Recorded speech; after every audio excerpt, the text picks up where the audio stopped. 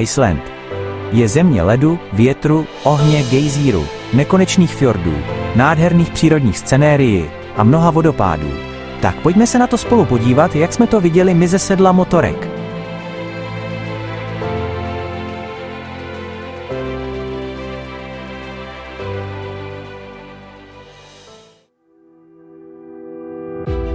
Opouštíme Dok Seyðisfjörður a naše první kilometry vedou přes náhorní plošinu Heavier Mountain do Eilstaðir. Zde naše stroje stáčíme směr sever po silnici 1 zvanou Ring Road k dnešnímu cíli etapy, jezeru Mývatn.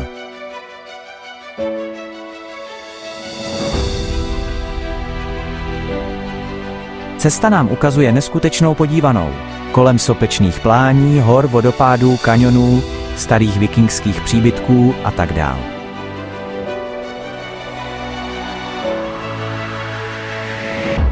Na rozdíl od Skandinávie je Island prakticky bez stromů. Většinu území tvoří mrazové pouště a tundra, vegetace se omezuje na trávy, byliny a lišejníky. Původně byl Island podstatně lesnatější, díky osadníkům však bylo dřevo spotřebováno na otop a stavbu lodí. Lesy dnes pokrývají pouhá 2% rozlohy ostrova.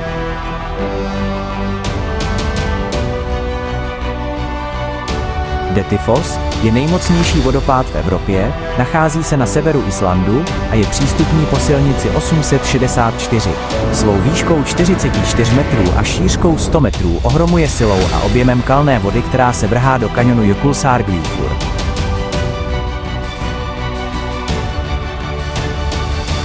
Kráter Vítí, průměr kráteru je přibližně 300 metrů. Kráter je velice fotogenický, cílem turistů se stal především díky nádherně zelenomodré vodě, která se v něm nachází. Hverir to je bublající bahno, dmoucí fumaroly a všude smrad jako ve opičárně. A mezi tím vším se můžete projít a všechnu tu energii si užít.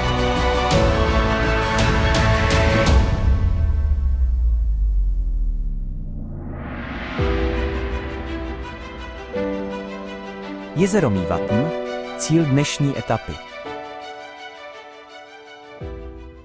Dnešní etapa nás povede na Trolaskagi, je to poloostrov na severu Islandu v Grónském moři mezi fjordy Eyjafjörður a Skagafjörður. Grjótagja je to malá lávová jeskyně nedaleko jezera Mývatn s termálním pramenem. Teplota vody v jeskyni 50 stupňů Celsia.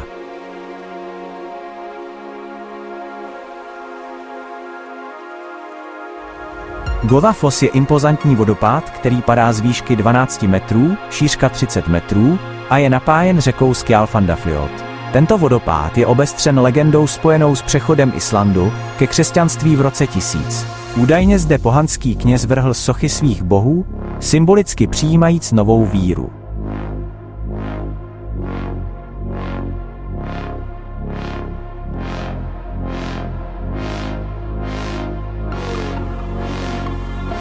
V městě Akureyri Ráďa schání nový stan, páč noční déšť mu ten jeho nevydržel nápor vody a ráno ležel doslovně v bazéně. Stan sehnán.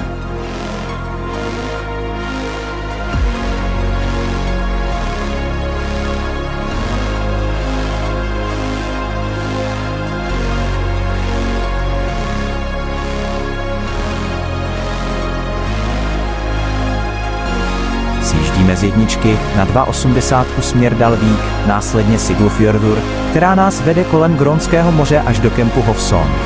Dnešní den na severní straně vyšel na jedničku, tady je vidět ta krásná severská příroda. No řekněte. Severní část Islandu je fakticky nádherná, alespoň za mě, a když k tomu je i krásné počasí, zážitek se znásobí. No posuďte sami.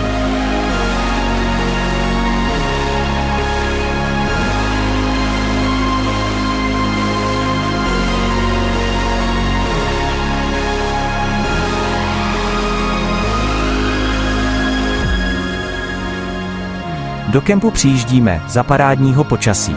Sluníčko pálí, teplota 25 stupňů Celsia, užíváme, vaříme a vše dosušujeme z předchozí noci, prostě dnešní den jak malovaný.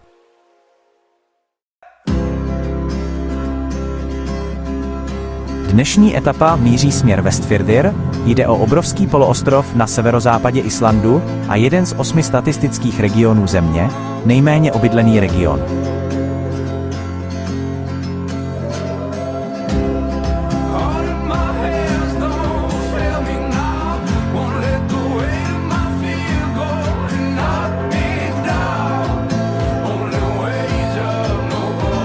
Tady už jde znát ten správný sever. Jen skály, vítr, déšť, žádné stromy.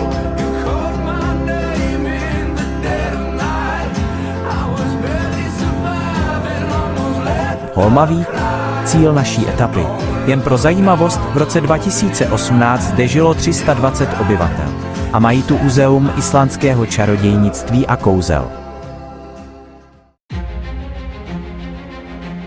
Jedeme po 61 přes náhorní plošinu Margrétarfell ve výšce 450 metrů. Tady už se zažívá ten správný sever. Mlha, vítr, déšť a teplota kolem 4 stupně Celsia.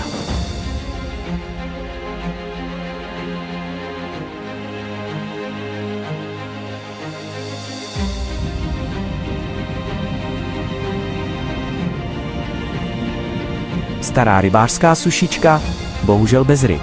No nic. Cesta se neustále kroutí z jednoho fjordu do druhého fjordu.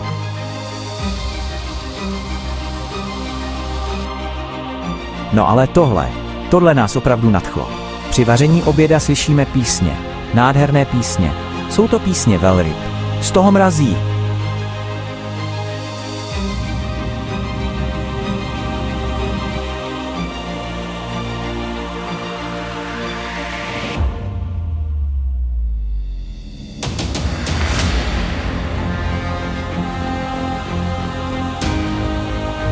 Po delší době přijíždíme do civilizace. Zde tankujeme. Ale hlavně se prohřejeme u výborné kávy.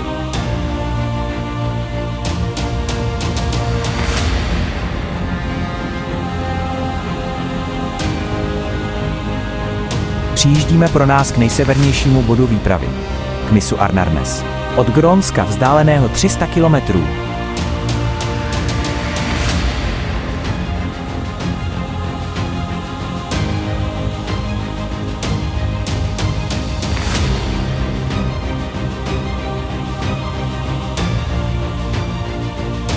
Pro dnešní den konec, kempujeme v Þingeyjaroddi Camping Ground.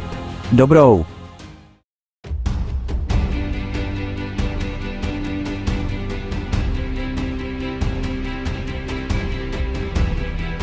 Dnešní etapu zahájíme hnedle výjezdem přes průsmyk Hrafnseyrarheiði 552 metrů. Je to krásná šotolinová cesta, po které sjedem k fjordu Borgarfjörður.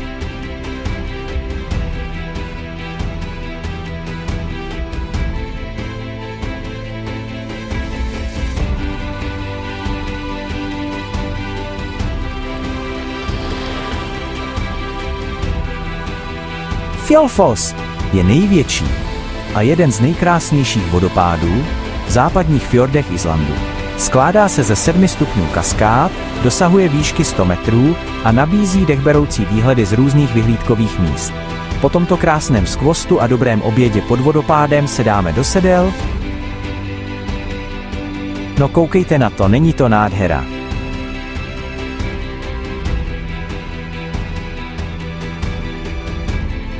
Přijíždíme k termálnímu bazénu uprostřed skalních stěn s výhledem na fjord Reykjafjörður. Bazén je rozdělen na 2 části s teplotou 40 stupňů Celsia a 32 stupňů Celsia. No a tomu nešlo odolat, hurá do plavek a prohřát těla.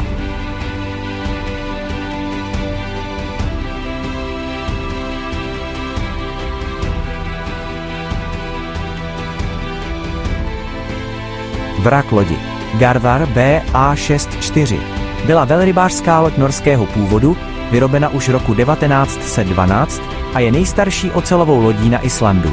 Jen pro zajímavost, toho roku se potopil Titanic.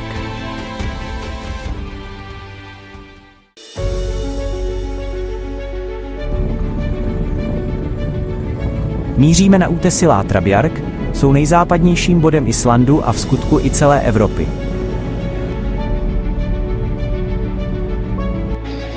Papuchálkové. Jsou to mořští ptáci z čeledí alkovitých. Žijí ve velkých koloních na útesech nebo ostrovech. Jediné vejce kladou do hnízda v noře, kterou vyhrabou v zemi. Pájo, přejeme krásné záběry.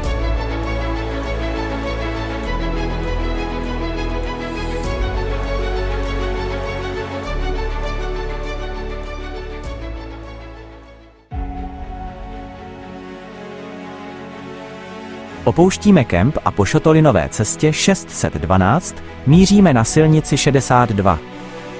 Dále pokračujeme po jižním pobřeží poloostrova Vestfirðir až do kempu Djúpidalur.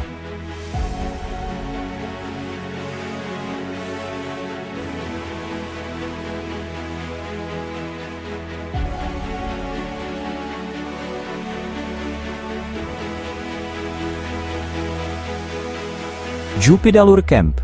Veškeré vybavení, co od kempu očekáváte. Záchody, teplé sprchy, vybavená kuchyňka, chatky k pronájmu.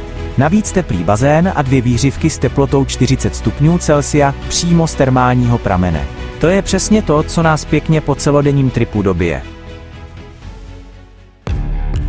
Ranní ruty na zbalení stanů a veškerého kempingového vybavení za námi, posnídat a jedem. Dnešní cíl etapy je poloostrov Snæfellsnes.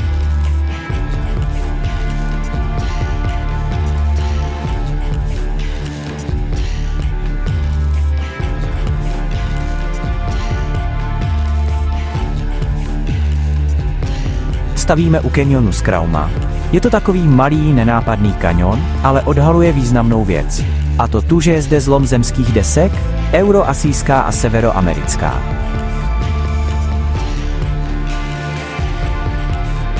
Kocháme se mokrou, ale za to malebnou krajinou.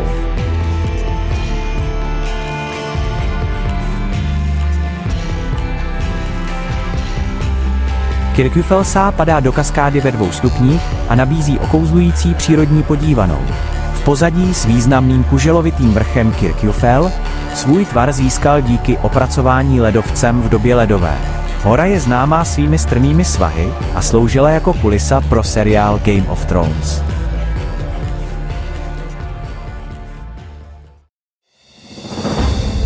Vyjíždíme do národního parku Snæfellsjökullsþjóðgarður. Park se táhne po celém západním pobřeží poloostrova Vestfirðir. První zastávkou je kráter Saxhol, který se tyčí do výšky asi 109 metrů. Na vrchol kráteru se dostanete po kovovém schodišti, které návštěvníkům umožní snadný přístup na vrchol bez náročné túry. Stavíme u majáku Malariv, který se tyčí nad černou pláží. Původní kovová konstrukce z roku 1917 byla v roce 1946 nahrazena současnou betonovou věží vysokou 24,5 metrů. Londrangar, 2 působivé skalní jehly z čediče dosahující výšky až 75 metrů, pozůstatky staré sopky.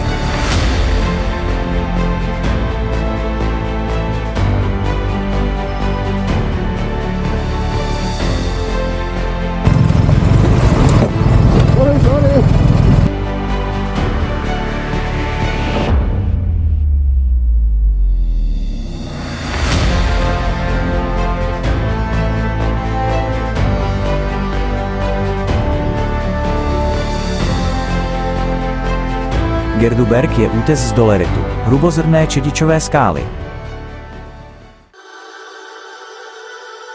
Deildartunguhöfði je působivé území horkých pramenů na Islandu. Zde vyvěrá množství termálních pramenů s obrovským průtokem 180 litrů za sekundu při 96 stupňů Celsia. Oblast je součástí největší nízkoteplotní geotermální oblasti Islandu. Hraunfossar soustava několika vodopádů, které jsou tvořeny menšími potůčky tekoucími z lávového pole ze sopky, která vybuchla pod ledovcem Langjökull.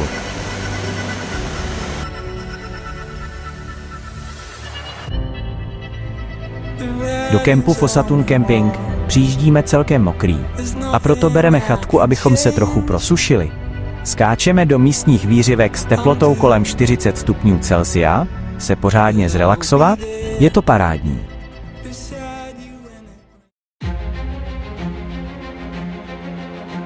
Nejviditelnější zlom na Islandu.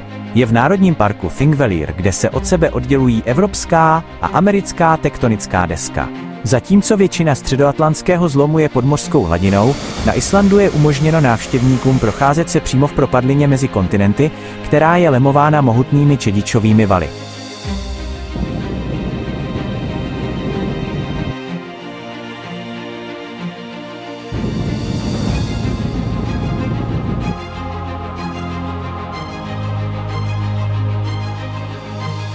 V kempu Geysir je naplánováno dvoudenní přespání s tím, že si trochu odfrkneme a projdeme se po okolí. Strokur je aktivní gejzír, známý svými pravidelnými erupcemi každých několik minut, kdy voda vystřikuje do výšky 20–40 metrů. Je jedním z mála přírodních gejzírů, který je aktivní.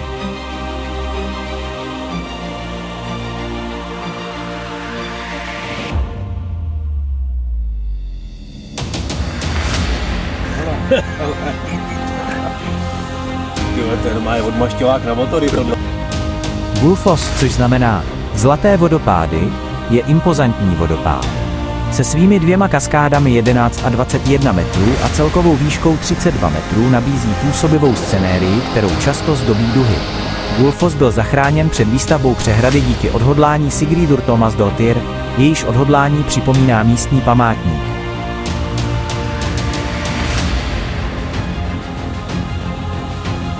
No a to bych nebyl já a můj nápad, že se pojedeme ještě podívat k ledovci Langjökull, který je od vodopádů vzdálený 30 km po šotolině. První část šotoliny, to je 15 km celkem šla, ale ta druhá část, to jsme tlumičům zkrátili životnost tak o 20 000. Cestou k ledovci vidíme, jak divoká a jedinečná je islandská vysočina. Ale když jsme dojeli k ledovci, ale jako až k ledovci, tak jsem si řekl, že to fakticky stálo za to.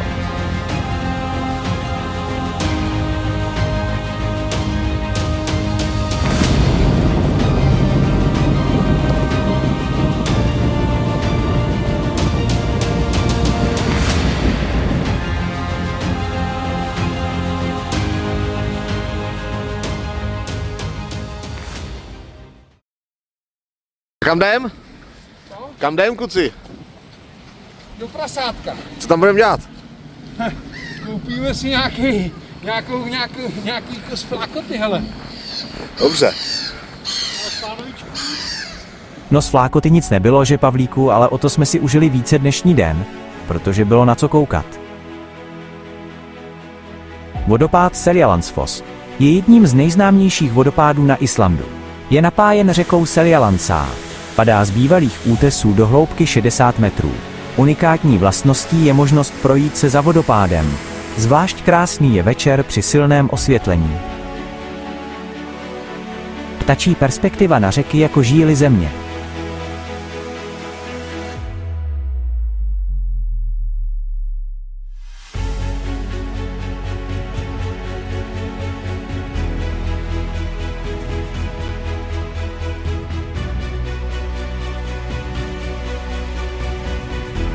Írárfoss, 60 metrů vysoký vodopád, napájený vodami ledovce Eyjafjallajökull, snadno viditelný ze silnice Hringvegur.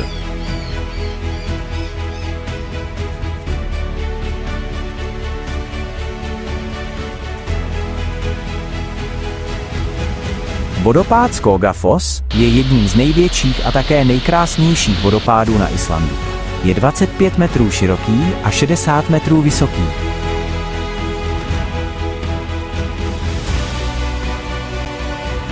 Solheimajökull je výtokový ledovec z větší ledové čepičky Mýrdalsjökull, která leží na vrcholu kaldery Katla. Pokračujeme dále, směr Dyrhólaey. Je malebný poloostrov, dříve nejjižnější bod Islandu. Vznikl sopečnou erupcí, okouzluje 120 metrů vysokými útesy a monumentálním skalním obloukem. Je rájem pro milovníky mořských ptáků, zvláště v červenci, ale během hnízdního období je přístup omezen. Na vrcholu se také nachází maják z roku 1927. Sedáme na motorky a míříme k poslední zastávce. Černá pláž na Islandu je slavná Reynisfjara. Je známá svým černým vulkanickým pískem, čedičovými sloupy Reynisdrangar a jeskyní Halsanefshellir, ale je také extrémně nebezpečná kvůli nečekaným a silným, plíživým vlnám.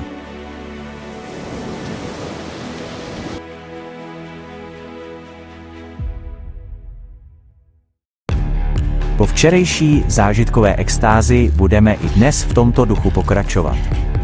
Yoda jeskyně se nachází v hoře Hjorleif Softy. A proč Yoda jeskyně? Tak, to musíte vejít dovnitř a podívat se z jeskyně ven.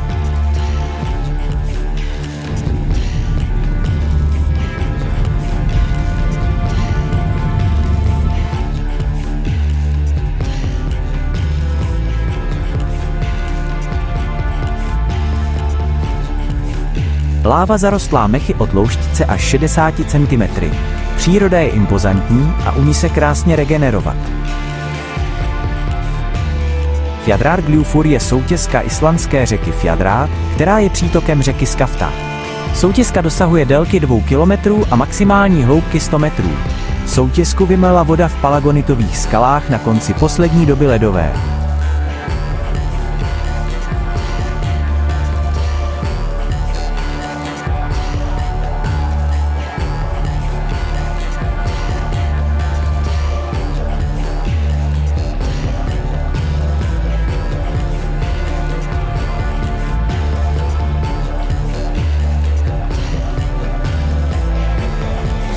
Když jsem viděl kolem cesty takzvaně černou poušť, nedalo mě to a musel jsem si alespoň kousek do ní zajet, jako ve filmu Oblivion.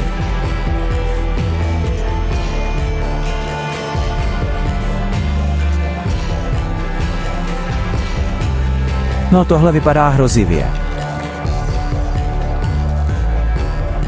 Ve finále to nebylo tak hrozné.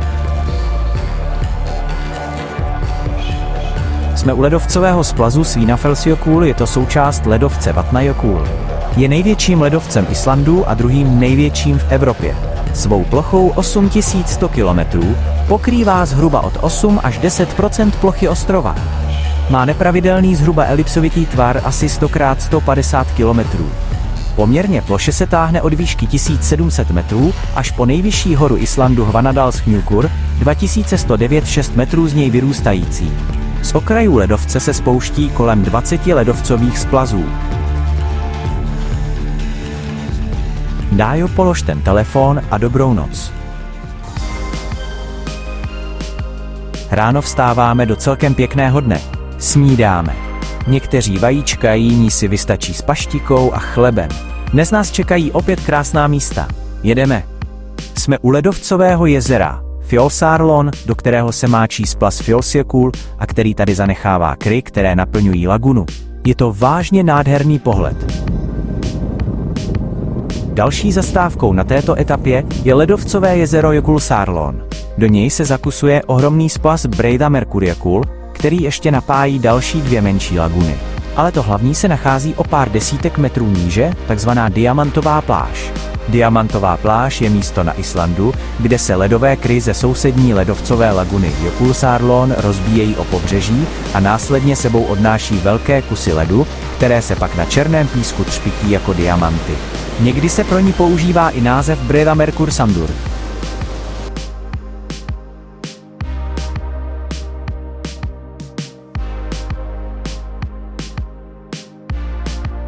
Tohle jo, Pavliku. Já si vezmu 4 pivka. Tuborg víš, ale. Tuborg za 300 českých. Za 300 korun českých. Nekup to. Trocha doplnění zásob na kempingové seance. A Patriku, je to faxe. Vestrahorn, zasazený na poloostrově Stoksnes, nabízí dramatickou kulisu rozeklaných vrcholů a černých písečných pláží, které zachycují syrovou podstatu regionu. Vestrahorn si také získal mezinárodní věhlas jako hlavní kulisa v seriálu Hra o trůny, kde jeho krajina byla použita k zobrazení zemí za zdí ve Westerosu. Toto filmové dědictví umocňuje kouzlo hory Vestrahorn pro fanoušky i cestovatele. Jen kousek od Vestrahornu najdete filmovou kulisu Viking Village. Tato kulisa byla postavena v roce 2009 pro film, který se nikdy neuskutečnil a od té doby se stala turistickou atrakcí. Vesnice s tradičními dřevěnými budovami nabízí pohled do vikingského dědictví Islandu a je oblíbeným místem pro focení. Pokud jste fanouškem seriálu Hra o trůny nebo Zaklínač, vesnici jistě poznáte.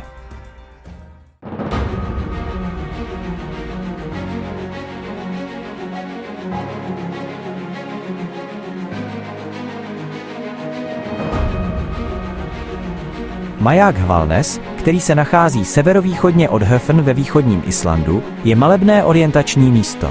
Nabízí krásné prostředí a snadno je dostupný z cesty.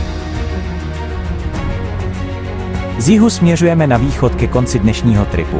Ještě posledních pár fjordů, fotku se soby a jsme v cíli Framtid Camping Lodging Barrels v městě Djúpivogur.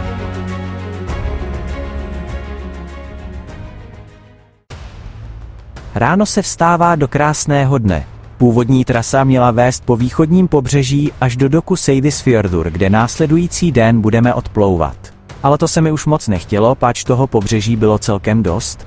No ale hlavní důvod změny? To se za chvíli dozvíte.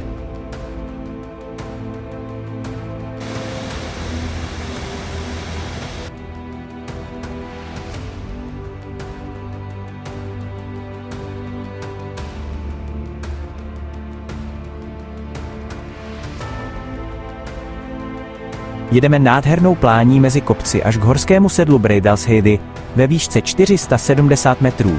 Zde pár povinných fotek, nějaké to video a pokračujeme sjezdem dolů po 95 až k jezeru Lagarfljót.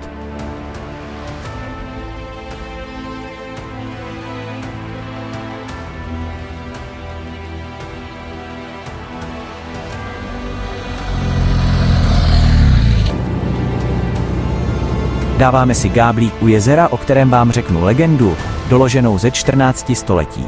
V jezeře Lagarfljót žije vodní nestvůra zvaná Lagarfljótsormurin, Lagarfljótský červ.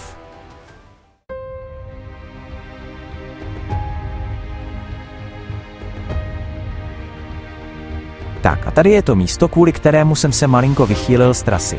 Vodopád Hengifoss s výškou spádu 128 metrů je jedním z nejvyšších na Islandu. Jeho zvláštností jsou červené pruhy a pásy sopečné hlíny viditelné na skále, svědectví dávných erupcí. Cesta k němu je dlouhá přibližně 2-5 km do celkem pěkného kopce.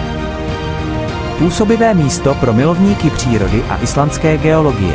Ale že to za to stálo, co?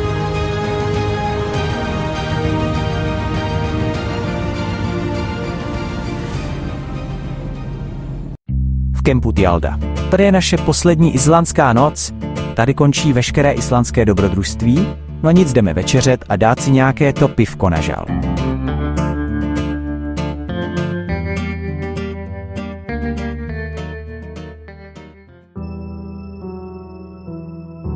Toto jsou poslední kilometry naší pouti po Islandu. Po obětí celého Islandu po 15 dnech opět přijíždíme do přístavu Seyðisfjörður, kde začínala a zároveň končí naše islandská expedice. Teď už jen čekáme v doku na signál, až nás vpustí do lodi, kde ukurtujeme motorky a z paluby budeme pozorovat, jak se nám Island vzdaluje z obzoru. Kluci, ale že to byla jízda.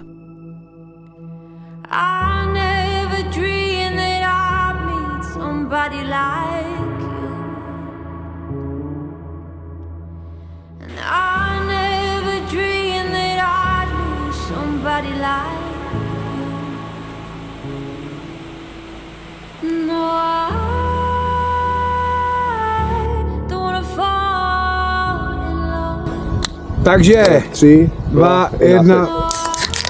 Tak jo, kluci, tak za ten náš vejlet. Nazdar. A vedoucího, kdo to dal dokupy. Šéfe, hlavně na tebe. Na to Skotsko, jo? Seš velká, jako velká vrtule toho všeho, tady toho. Tak skol. Bože můj.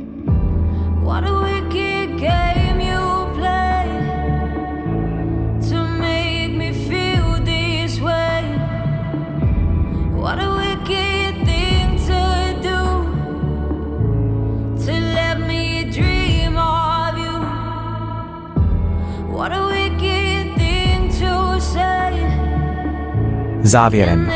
Island na motorce, sen, který se nám splnil.